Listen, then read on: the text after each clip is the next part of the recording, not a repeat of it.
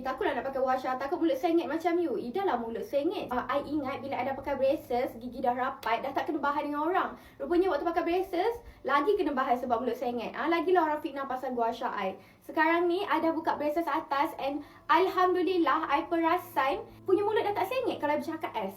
I memang pelat S daripada kecil. I perasan benda tu. Tapi obviously waktu I pakai braces, mulut I macam set. So macam I scroll balik video bawah and memang nampak mulut I terlalu sengit kalau I bercakap. So I rasa mulut I sengit punca sebab I pakai braces. Now dah tak sengit dah. Set. I boleh sebut lah dengan elok. Cuma pelat tu masih ada.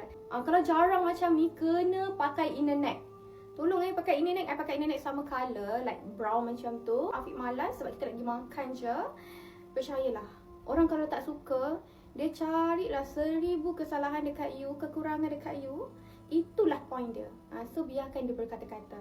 Lepas ni dia akan cari lagi. Apa lagi aku nak kena tunding budak ni? Kita relax je. Cantikkan diri untuk diri sendiri.